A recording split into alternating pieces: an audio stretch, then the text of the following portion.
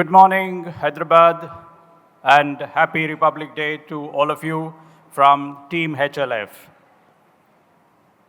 Friends, today we begin the first plenary of Day 3 of HLF 2026, and we are delighted to have with us Professor Abhijit Banerjee.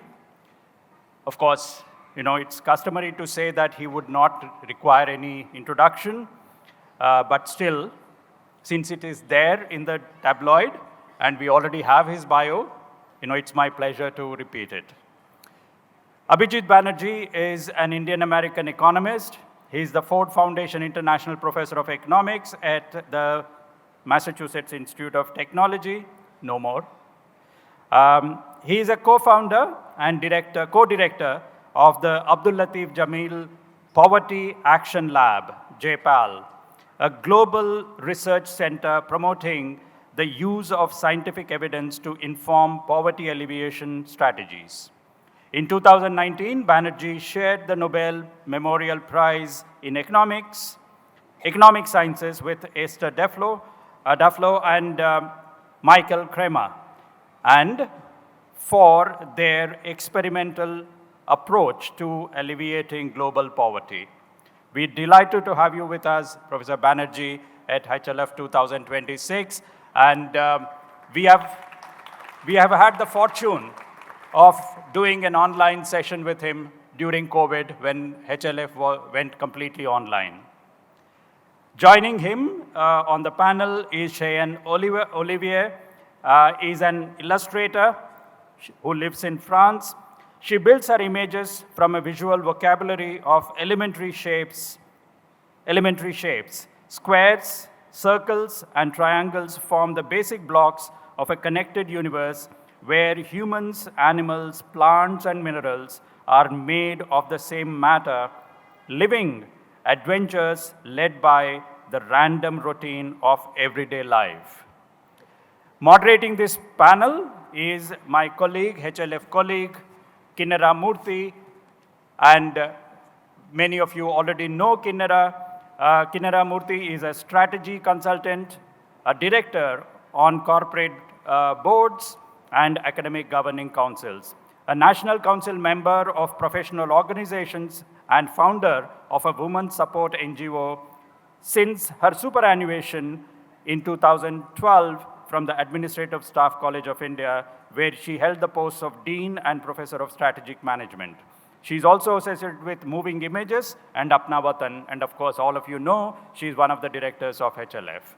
So we are delighted to have Professor Abhijit Banerjee, Cheyenne Olivier, and Kinnera to please come onto the dais to start the first plenary of Day 3.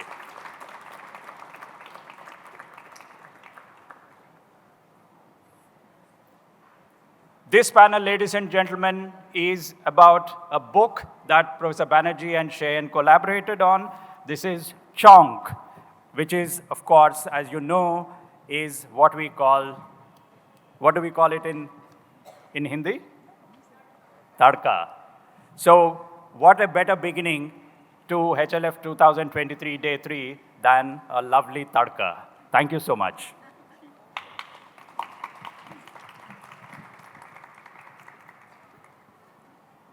For those of you who hadn't joined our Republic Day function, a very hearty 76 Republic Day greetings to all of you. The day we reiterate our values and the fundamental rights embodied in our Constitution. This is a wonderful conversation that I think a lot of us have been waiting for. And I'm so happy that both of you accepted to come here, because I know that they've had a grueling schedule and they still fitted us. We really thank you for this. And a warm welcome to you, Cheyenne, to come to India. And to both of you, welcome to Hyderabad, the land of biryani. Thank you. I was a bit hesitant in moderating this, because I thought I'm not an economist and I'm not a good cook. But then the third line in Abhijit's book, where he says, It's third sentence itself. I am greedy and I love eating. Oh boy, I can relate to that. I am so much like that. So I thought, okay, let me go ahead and look at this. So, and this was a lovely book, and I'm glad I read it, and I'm talking to you about it. Thank you. So, I would like to start with Cheyenne. I loved your illustrations. Thank you. They were really bold and sharp, and especially when it came to the human faces. The strokes were very definitive, and I was really taken aback at your familiarity with the Indian milieu. And you know what? You took me back in memory lane. My nostalgia was peaked, when because when I was a young girl, and I won't tell you how long ago that was. 15 years? Huh? 15 years? Thank you very much. Okay. So we had this magazine called Illustrated Weekly of India, and we had a cartoonist called Mario Miranda. Yes, yes. I have several. Last time I went to Goa, I bought several books from him. Yes. And your stroke somehow reminded me of him and of Miss Rajni Nimbupani and whatnot. It was such a nostalgia you gave me. And your book, also talks about a lot of nostalgia. So that really helped me a lot. So, and it's very Indian. So how did you decide on this style? And what materials did you use for this? So there are several things in what you just said that I relate to. I'm not an economist. Like every time my brain hears a number, it just freezes. So I think I've been the one trying to keep the statistics and the economics low in this book and in the columns in general. I'm not such a passionate foodie, so I think what really interests me in this book and in doing these columns is to learn more about the complexity of Indian society, because it's really a challenge every month we're trying to. So this book is extracted from a column that we've been doing for the last 4 years now in Times of India in the Saturday edition. And every month we try to come up with a different theme that is either related to the current news or related to something that we read or a recipe that we had, or is just coming from one of those corners, and it's very much related to Abhijit's memories. So one thing we really thought of the text and the image together, and the image is really there to give an aside to the text, to sometimes provide a tender scene, sometimes provide a comical one, sometimes it's a bit. We're addressing very dire topics. Talking about hunger and famines in a food column is a bit harsh sometimes. But we always try to strike a positive note. And for this book, the previous book was in some sense a bit more expensive. My illustration there were a bit more abstract rendering of food, and we felt that we wanted to reach a very different audience, and this is why we proposed this column in Times of India for a wide readership. We wanted to address Indian food in particular, while the previous book was much more about international recipes and international settings. So there, one thing that was really important for me is that, and I come from a cartoonist background. I studied in the Estienne School in Paris, where we learn about doing press comics. So this is why it kind of echoes cartoonist style, because this is what I brought for this book. That's very interesting. Abhijit's contribution to your drawings, in what way would you like to describe that?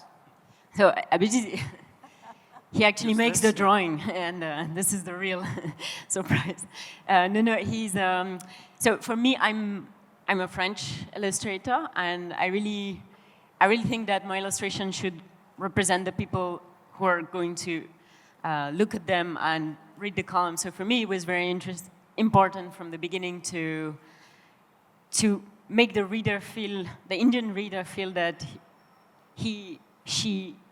all the Indian readers that we can touch through these columns are feeling represented, and that I'm not going into some form of stereotype or caricature, and that I'm not repeating always the same types, the same character. So often I'll go to Abhijit and ask, okay, I'm tired of representing this part of the country. Let's move to another part, or let's move to another type of character, because we're playing with old person, young person, children, a lot of the time children, adolescents. We're going for rich. We're trying to give a variety of characters in those columns. And often I'll ask Abhijit to add like a few details, a few objects that I can put. This adds to the, I guess, the memory lane part of it. But I guess there is I always come up with something that is deeply human at heart. There's something very universal in giving some piece of sweet to a kid, for example, or taking care for an old person or for a person who's sick. And I always try to strike that tone. And then obviously make it more Indian, make it relevant to Abhijit first, I guess. He's my first reader. But Abhijit very much comments on the illustration. I always, it takes us a month to do the column and to do the illustration, so we have lots of time to do back and forth and to add little details that matter. So, and this must be your second or third or fourth, I don't know how many visits you have made to India so far? 16th. 16. Something like that. So I also take from my travels. Sometimes I say to Abhijit that there was this thing, this scene that struck me, or maybe I think last time we were traveling in Himachal and we stopped at dhabas, and so one of the columns was about stopping at a dhaba, and my dad was a truck driver, so we made it about truck driving in India. And so this is how the columns go about. Basically, the recipe for the column is one piece of Abhijit's memory, or Abhijit's, people he knows and wants to talk about, a piece of economics, and a piece of food. And we always go from one of those angles, and we try to mix it in a balanced way, in a very short, it's a very short length also. So. Yeah. Abhijit mentions in the book that it was you who strongly recommended that he should write about economics if he is going to publish another cookbook. Is that what it is? Yes. I think that because I'm not, I'm an illustrator who's very passionate about social science, without the numbers. But I think for me, it's the foodie aspect of it is less interesting because my sister is a pastry chef in Paris, and so I spend at least 1 hour of my day learning about management, bad management in the restaurant business, or about how the foodies are taking over the discourse around food. So I didn't want it to go too much in that space. I wanted to bring something that I think is quite unique to the book and to the columns, which is really this aspect. It's not just linked to economics. There's a fair amount of reflection on anthropology, social science, and just basic human interaction through food. So I think I was keen to bring that because it's more aligned with my interests. No, I'm glad you said this, because some of the Gen Z people I was talking to about your book, they said, oh, how cool it is. That you're talking about food and economics and society. And it's very cool, they said. I mean, that's the kind of language they use. So I'm wondering that now, not just us, but a whole lot of Gen Z people will also start reading this book. We were when we finished the first cookbook, we were trying to find a way to pursue that because we felt that the first cookbook had opened a way to discuss about these issues through the topic of food. And for the last 4 years, we have not exhausted that topic. So, and hopefully we won't exhaust it so far. But and we were wondering whether we should set up an Instagram account or whether we should do a blog. But eventually, we are both technological dinosaurs, and so we didn't feel like I hate reels, so I really didn't think that I could. And yet we wanted to reach that kind of audience, so we were really trying to find a format that would fit our ways of thinking. And I think that the monthly column is a good format because it gives us enough time to really go. And so, because sometimes we disagree, a lot of the time we disagree on those issues, so we spend a month discussing about it, reading about it. Sometimes Abhijit has to pull a few papers and makes me read it so that we can go a bit deeper in the topic and we can find a way that is optimistic too. Sometimes it's too dire, so having a full month to be able to strike that right tone is a good format. And it's not too long so that we can't. Okay, I won't trouble you more. Just one more question, please. You also illustrated a book for Esther, and that's Economics for Kids. And I thought that was also a very interesting title. How did you enjoy doing that? I love doing this because when I finished my illustration studies, my master, I wanted to somehow find a way to pair my illustrations with social sciences, with social topics, the environment, social issues, social tensions, and inequalities. But I didn't find it was an abstract thought. I wanted to do that, but I had really no way to concretely do it. Or no one to do it with. And Esther came to me with that project, and I was very excited because it was not just about poverty, it was about a whole range of issues that I had to learn very finely, because that's exactly what you have to do as an illustrator. And that's what I love about it, which is you can get to be interested about a wide variety of topics, because in order to represent them well, you have to learn about the complexity and yet find a way to make it understandable by people, understandable by yourself first. So it's intellectually exciting. That's very nice. I'll come back to you later again. Abhijit, I want to start with a complaint. Most people do whenever they meet me. No. My complaint is that here you talked about tadka, vagar, foron. What about us? You left a whole subcontinent, half of the subcontinent. Sorry, my vocabulary is somewhat handicapped by the way where I grew up. So you can send me notes. The next edition, I can add 10 more. No, I have another complaint. Yeah, you can clap, yes. No, I have another complaint. You know, I don't think I'm going to let you off so easily. Because in all your 69 recipes that you've put here, there are hardly 3 from the South. You don't like South Indian food? No, actually, I love South Indian food.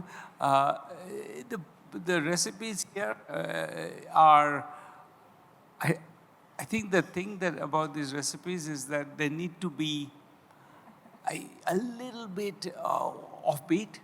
And what I know about South Indian food is very mainstream. I cook a lot of South Indian food, actually, probably one of the most, one of the things I do all the time, but I'm not a big, I would like to dig deeper into Telangana food and into whatever, Chettinad food, and that I've never done. So that's why. Mostly, I don't know the cuisines as well. Okay. No, I was just being a little bit... no, it's perfectly fair. It's true. Okay. Actually, I can teach you one word, at least for the local language. I got all the South Indian languages, but I won't give you a tutorial on all the 4 here. But for Telugu, you say talimpu. Talimpu. Yeah. Can you say it? Talimpu. Yes.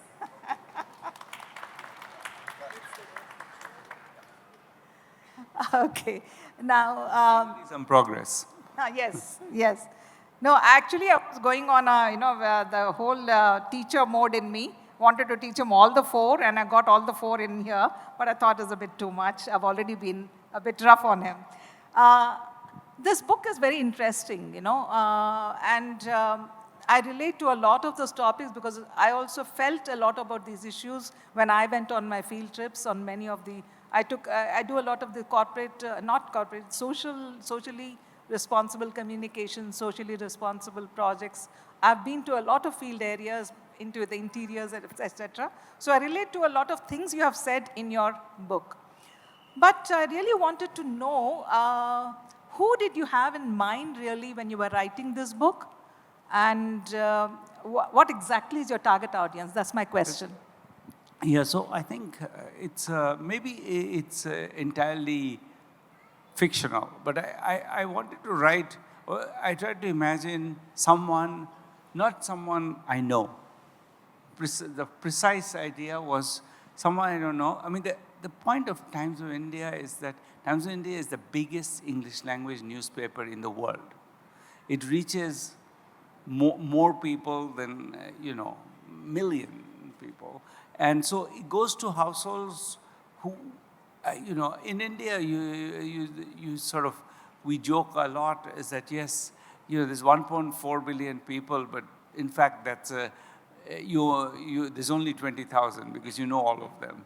And it's true. The social networks are very tight, and we know a whole bunch of people, but we keep seeing them. And that's not, in some ways, I wanted to reach exactly not that group. The group that I know, who I talk to, with whom I share maybe a social background and a set of cultural mores, that's the group I wanted to essentially dodge. So the whole point is, in some ways, you ask me, who do I write it for?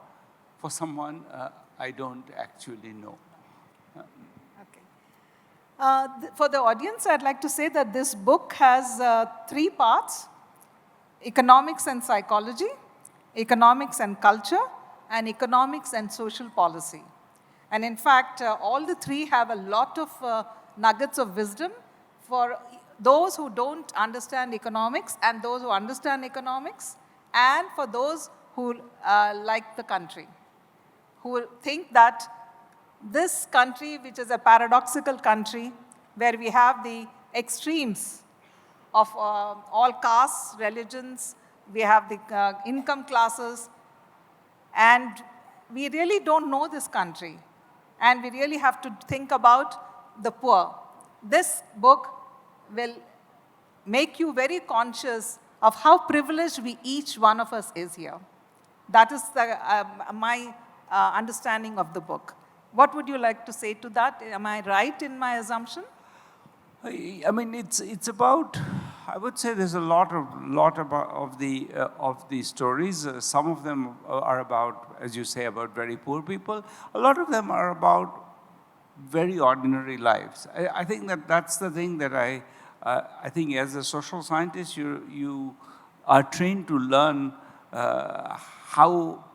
I think your own privilege is 10 times amplified. You constantly learn in the more subtle ways in which you are privileged. I think there's a piece there which is about affirmative action, and the piece is making the point that I think this rather abused word called merit. When you have affirmative action, you don't use merit. And I was trying to make the point that, what's merit? Merit is some combination of innate ability, but what we actually measure is usually a huge product of our social circumstances. And I grew up in a family of, my great-grandfather was a teacher, my grandfather was a teacher, my father was a teacher. I grew up in a family with books everywhere. I knew many people when I went to JNU who really never had a book for fun.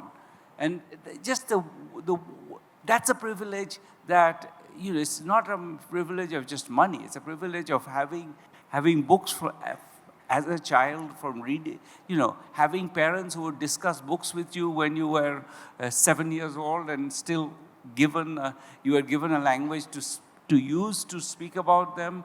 And those privileges are incredibly sort of irreplaceable in a sense. And to say that there is merit, and merit is your test score in some exam, is so ludicrous, because it's everything else. The fact that you got 5 points less, but your parents never had a book, is so critical in thinking about all the gamut of affirmative action policies that we are often critical of. But I mean, and it's not that the way we've implemented, whatever reservations is perfect. But I think the idea that there is some kind of innate notion of merit that shows up in exams, and that's what we should really base it on, is ludicrous in my view. Yeah, I think that's a very... Thank you. Before I ask the question, I must share with you what he writes in this book, that he is a student of JNU and he was jailed in the Tihar. Yeah.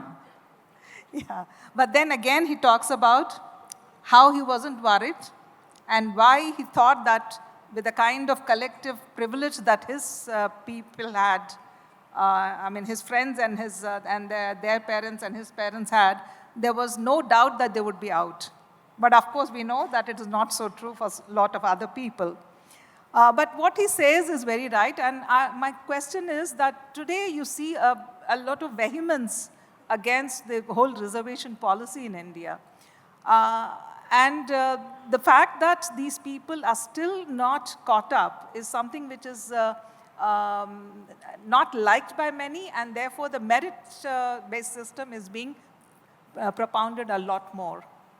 So I think what you said fits in very well with this particular thing. But I don't know why it is on so much of on the rise today. Would you like to say anything about I think because I think one of the things that we have to confront is that good jobs have not grown. I mean, the class of jobs that that sort of the middle classes have aspired to have stayed relatively sticky. Yeah. And so I think the fact that, and that's a failure not just of the public sector, of course, it's a failure of the private sector. And we really haven't created, we have had a sort of a version of jobless growth for many years. Yes. And I think that's at the heart of it, is that it's people feel, okay, but then what's going, how could my child hold on to middle class privileges if they can't have the kind of job that I had? And I think the fact that these jobs are scarce is kind of at the heart of that conversation. And I think, and therefore people are increasingly resentful of the fact that, and you hear it all the time, you know, yes, I didn't even bother to apply because only those people get it. I hear it, I talk to a lot of people in India all the time, and of various kinds of people who have, you know, in much, you know, not less privileged people, but there the resentment is very strong. If you're upper caste and you are in a small job, you are very resentful because you think you can't. And I don't think it's unfair, but I think it's the fact that we haven't created those jobs should be seen as the fundamental failure, not affirmative action. Affirmative action is supposed to solve a problem that we have created historically, and then the fact that we didn't create enough jobs then creates a kind of a pressure cooker situation.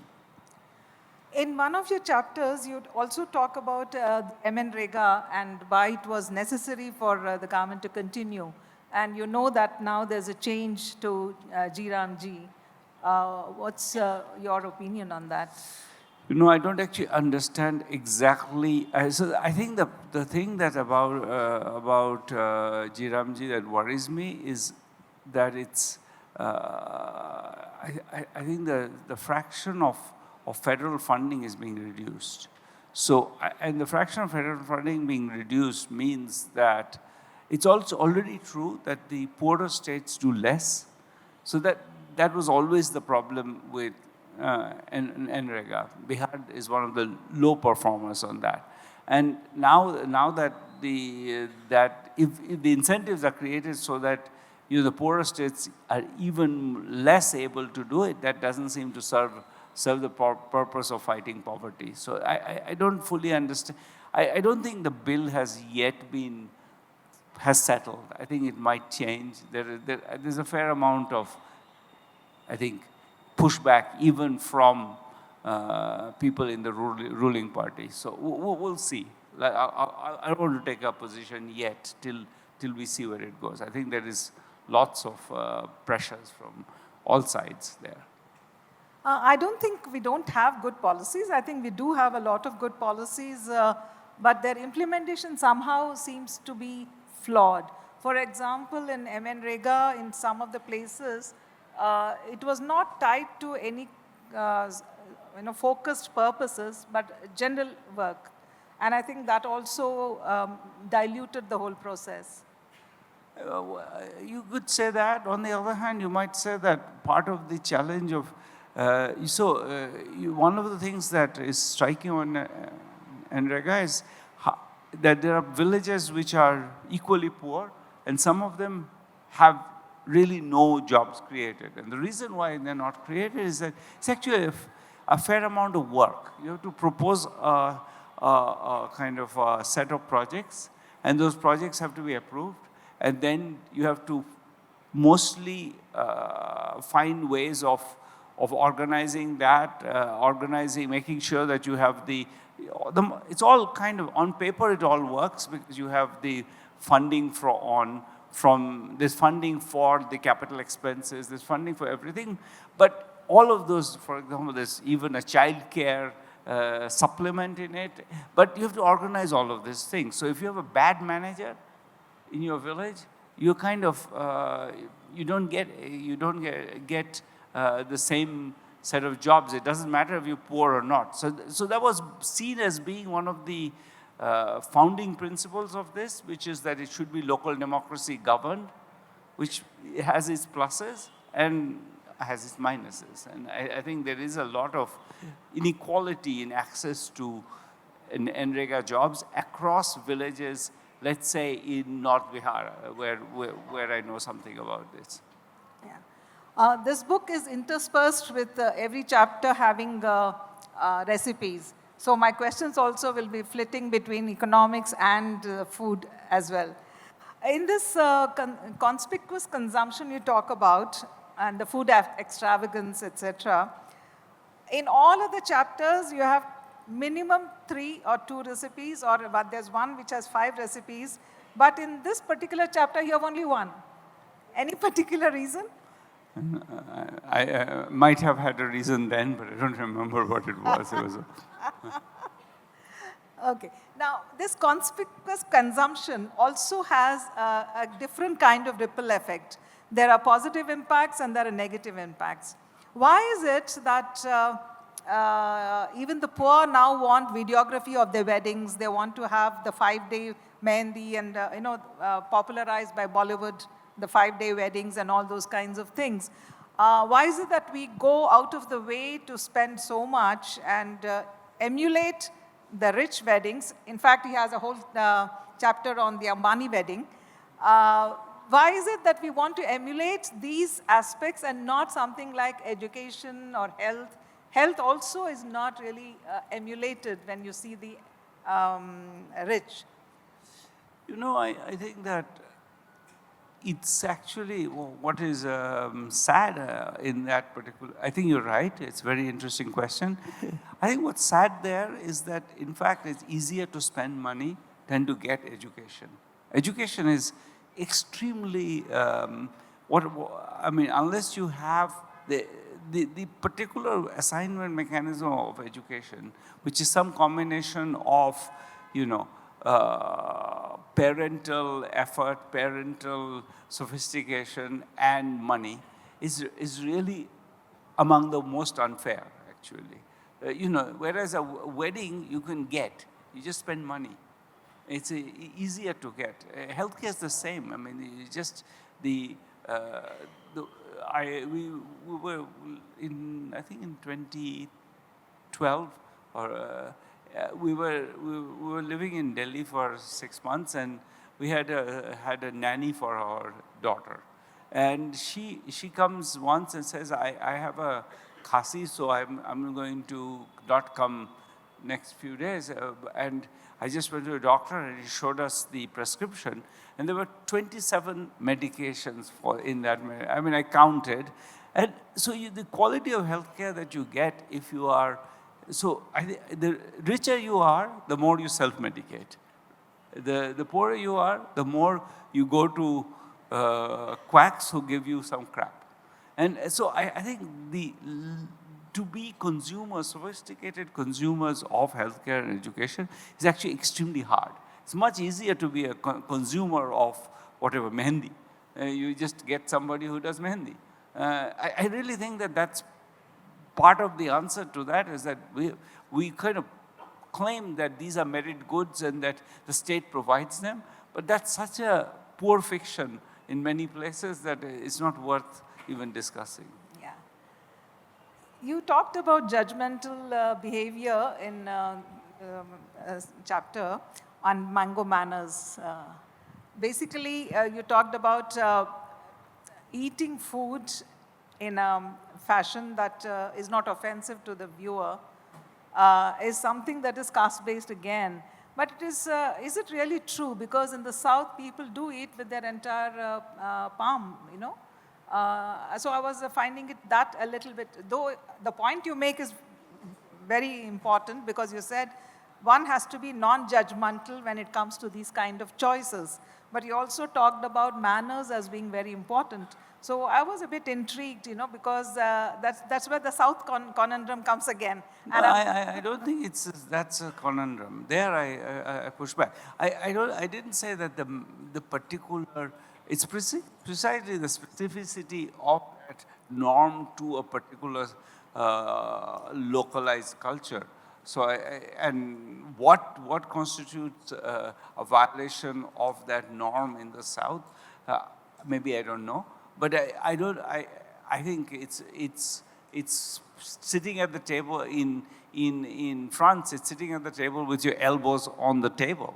That's what you're not supposed to do. You're not supposed to put your elbows on the table. Of course, if you sit on the ground and eat, then you don't put your elbows on the table. So the context will obviously determine what is a violation of the accepted norm. But it's not that, I was not making a claim that there is one norm about how you eat. I was saying where I grew up in Bengal, it was very clear that poor people eat with the whole hand and rich people eat with the tips of their fingers. Yeah. Did you try eating with your fingers? How was the experience? Oh, but yes, of She course. eats with her fingers all the time. It's just, but I'm coming to India quite regularly, and I'm trying to eat better with my fingers, so not to be too. Are there any particular foods you like in India? Bengali food and South Indian food, but no, the amaranth. No, this is the problem with Bengal. It's so ethnocentric. It subsumes every other culture, isn't it? I'm just absorbing whatever I get. pass on that. I have to say, I'm only half Bengali. I'm half Maharashtrian. That's exactly my question, Abhijit. Yeah. Your mother's Marathi, but you have only 2 recipes of Maharashtrian in this thali peet and shira. And she was also subsumed by Bengali food. We are still making more columns, so we'll make we'll move it. It was partly my mother's fault, I would say, because my mother was,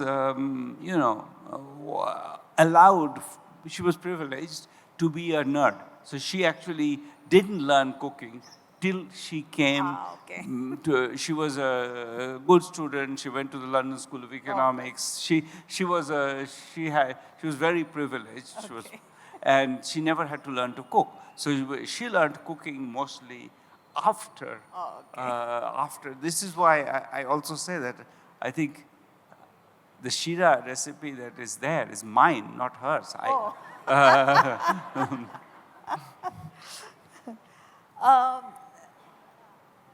I know you didn't, you shared what you liked and what you cooked. Did you also look at, different kinds of foods in India? I mean, apart from the South, I didn't mean that.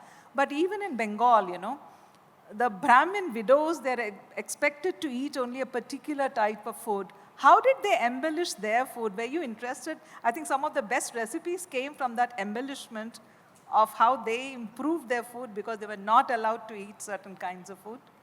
Yeah, so there is, I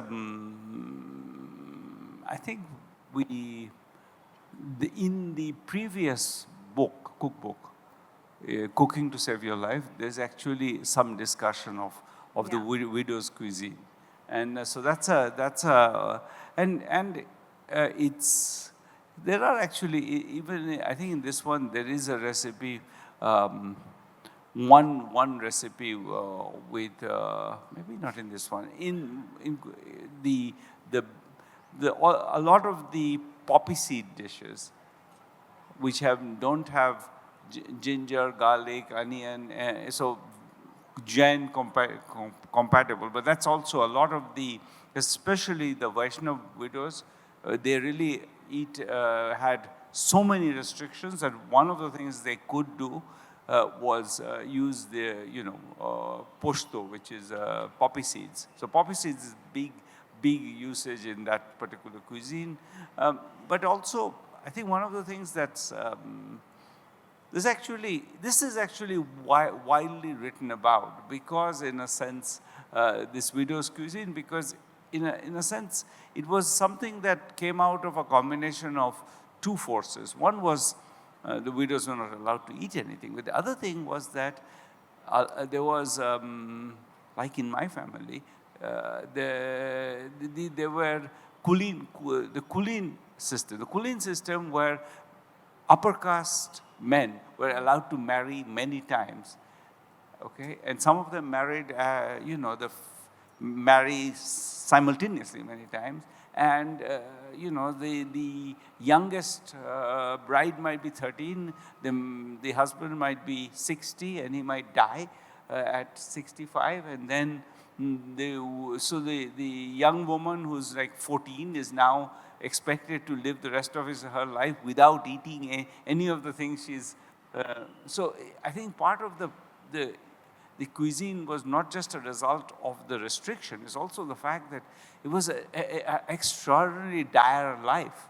And, that was in front of these people. And so they became creative, and they had to find some ways to make life palatable. Yeah. Actually, a lot of things we think we are traditional food. Actually, there are a combination of an amalgam of historical factors. Like in Andhra, we think chili is our thing, but actually it came only 400 years back from with the Portuguese. It has not been there before, but very proudly we say it's the Andhra chili. Yeah. So, and there is the Andhra chili is now has a GI tag. Yes. So it's even more than that in a sense. Yes. It's. We also, a lot of people turn up their nose on fusion foods. They feel that the OG should not be disturbed. What do you think about that? I think that's related to what you said, which is that it's think of Punjabi food in 1500. They didn't have aloo, they didn't have tomato, and they didn't have chili. Yeah. What were they eating? so this idea that there is something authentic and stable is, our own history is so much against that. Punjabi food is almost entirely, is presumably reinvented since chilies and tomatoes and all these things showed up, and they got really excited about it and started using them.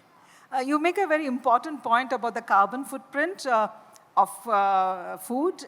The growing of it is 500 million tons, and the transportation is 800 million tons. That's what you mentioned. And you feel that, and you know that nowadays the availability of all products all over the place in all countries is becoming a common feature. And Indians, as innovative as they started growing a lot of things here. So now you have telewalas selling broccoli and mushrooms. What do you think about this phenomenon? Well, exactly what I think you said. I think the two parts of what you said, which is if the broccoli and mushroom are grown locally, then more power to them. If they're grown in Himachal, that's more of an issue. And I think that's exactly where we should be. And in season, I feel that also things taste better in season. Sure. I think a lot of our cuisines were designed to take advantage of what's tasty now. In Bengal, for example, in this season, essentially exactly this season, there's something called gota sheddo, which is basically you take whole peas, not pop peas, whole peas, whole little eggplants, whole little potatoes, and you mostly boil them with a little spice. But at this point in the year, these vegetables are so tasty that you don't need to put spices on them, you don't need to put a lot of oil on them, and they just have a wonderful fragrance. And so that idea that you figure out what's in season and use what they particularly have to give in this specific moment, to use that to design the cuisine around that. That to me is a very important and powerful idea. I also found out about that in my, I live in the Basque Country in the south of France, and I mostly shop my vegetables in a very local, organic. It's organized by the farmers around in my region, so it's mostly the same kind of, always the same kind of food and same kind of vegetables. And I think in May I found mangoes there, which was very surprising, and they actually start growing it in the north of Spain. So I was very surprised to find local organic mangoes at that time, Lovely, which I expected to find. I have just 2 questions before I open up to the audience. A lot of ingredients are going to become expensive in future. You know, if you actually, you see even the rice prices have been going up. And this is due to a lot of factors. So how do you predict what is going to happen to the poor in terms of fending for some of the basic ingredients? Yeah, I mean, I think that, I think there's several things happening. One of them, I think rice prices going up, to be honest, might be a good thing and not a bad thing. I think people should get out of rice. The problem in India right now is people eat, in Bengal, I can tell you, people eat rice and aloo. That's not a balanced diet. So I feel that, you know, partly because we have the price support, we end up with this surplus of rice, which we push through the PDS system. I don't think any of that is particularly, I think part of what needs to happen is also a move away from rice. So that per se, I don't think is a bad thing. People should move to eating, you know, other grains and healthier grains. I think we're eating too much rice. So I think part of it is not a, I think that yes, it's, there is global warming, and that's going to have consequences for what you can grow. There is, I think, huge amount of water loss in Punjab. Punjab should stop growing rice. There's an enormous number of issues. I could spend, unfortunately, I've spent too much time thinking about that particular issue. I stopped there, yeah. Okay, my final question is, you've given interviews, both of you, on this topic in several fora. Is there anything you wish it was, a question was asked and it wasn't? And it happened here too? Any question that you would have loved to be asked, but nobody asked? I think that I think there is a layer of I feel the Cheyenne's work that doesn't get questioned. I wish somebody would attack her and say, like I get attacked on why did you say this or that. I wish somebody would attack her and say, why do you draw that? I feel it's a bit unfair. That's interesting. Okay, I think I've already eaten into the question time, but one final thing, because here is an economist who wears designer jeans and he has a new project as well. Would you like to say something about it? No? Okay. Take too long. Okay.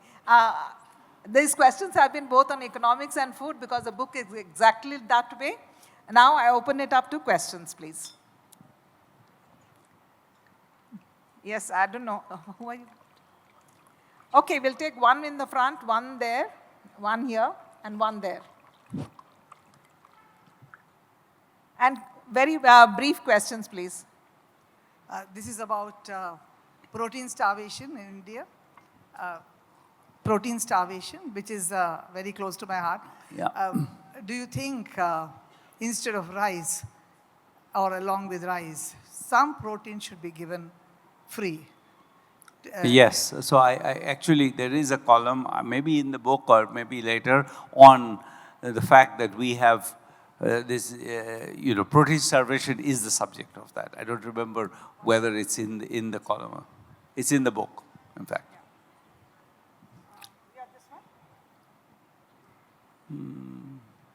Sorry, I just wanted to know your views on this subject. Like, I just wanted to know your views on this subject. Like Indian companies. Hold it close to your mouth. Okay. I mean, as we know, like Indian companies are making record profits from last 8 years, and I think somewhere in 2019 or 20, Nirmala Sitharaman, the finance minister, has reduced the corporate income tax rate from 30 to 25%, but not. But the CSR is still at 2% for companies. So, do you think what's your view on that? Do you think they should increase that, make it mandatory, like at a higher threshold?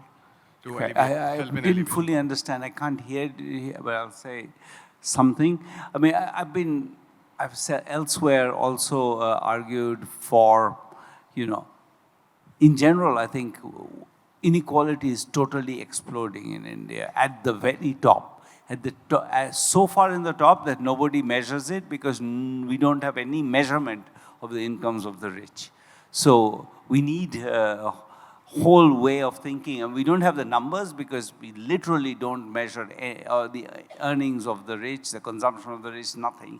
The only things you see are the prices of real estate, for example, and how many people can afford things. So I think we need more data and then more policy action on that. I'm already late.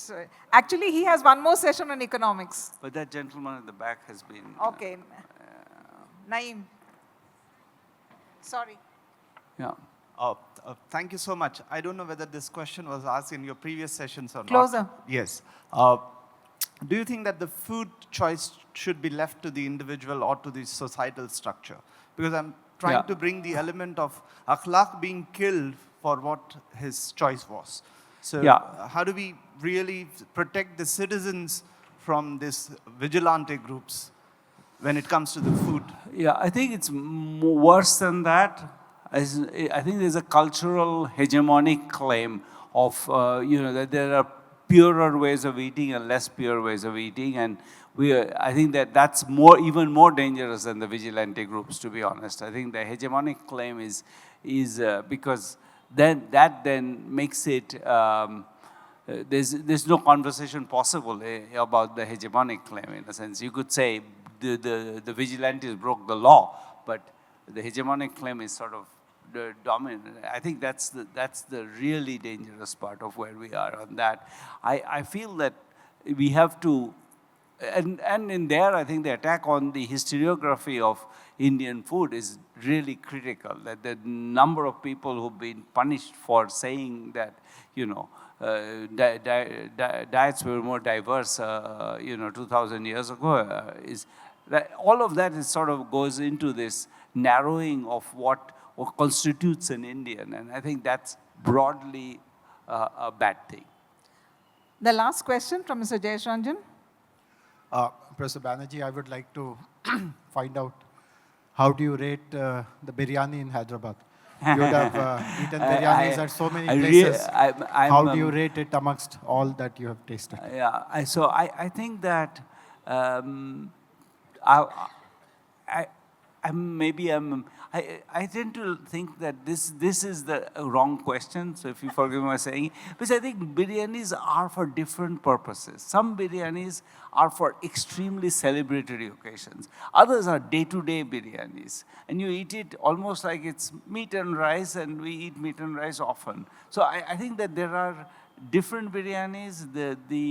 For example, a lot of the South Indian biryanis are from Tamil Nadu are, for example, are very day-to-day biryanis. You just eat them like you eat, or in Kerala also. You get these biryanis which are mostly just, there's not that refinement of, but that's deliberate. So I think that they're different. I don't want to eat the richest biryani every day. That would be so sort of tedious in a sense. I want to eat it on a special occasion.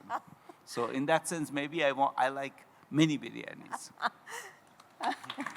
No, but let us tell, because we are all Hyderabadis, we say Hyderabadi biryani is the best. Yeah. And please taste some before you leave. On a given day. Okay.